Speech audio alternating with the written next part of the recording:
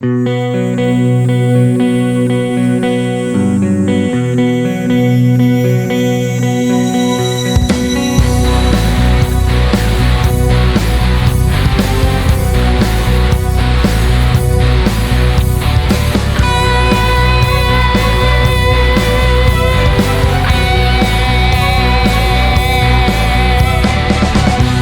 sông xa sông mùa la nên lo hưng bá ca nên lo bùi ăn bùi tờ sơn chúa sò nhiều son mùa lam bên đi cầu trăng tay sai lo son hôm cây gò tao ngu mây quay bùi ra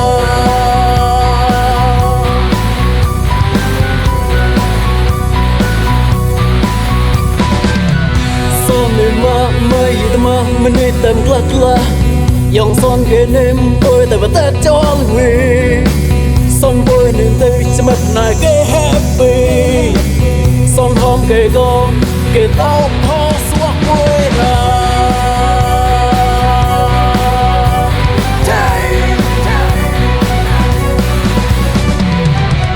hót người son để chẳng áp lo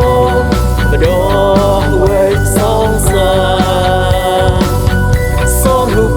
ni lo mùa hư nhà ni ra gom son hư vang ca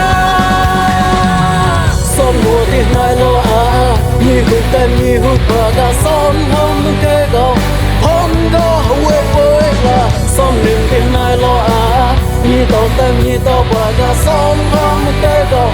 quê về cũng là cha nó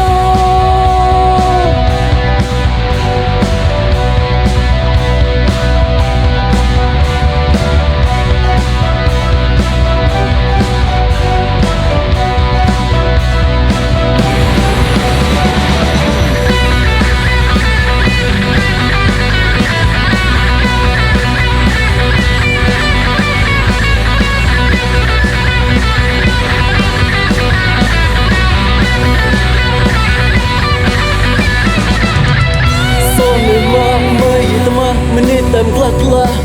dòng son kề nêm tôi tại vật tết cho người son tôi nên đây chỉ mất này cái happy son hôm kề con kề tao có suốt với ra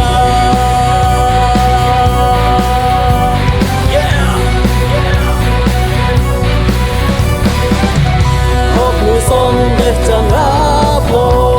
mà đó quê son xa ni lo mùa hư nhà ni ra gom son hư vang ca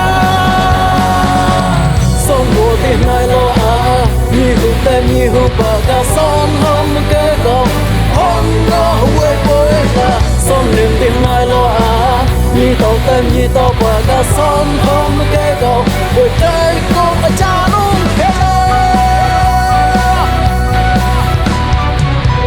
son niềm lai quê gì tao êm rai mà học son là nghề góc lo đại một ta to son mùa tiền này lo à như hư tên như hư bà ta son hôm kê gò hôm có quê quê là son niềm tiền này lo à như tao tên như tao bà ta son hôm kê gò quê về cũng ở cho nó son mùa tiền này lo à như hư tên như hư bà ta son hôm kê gò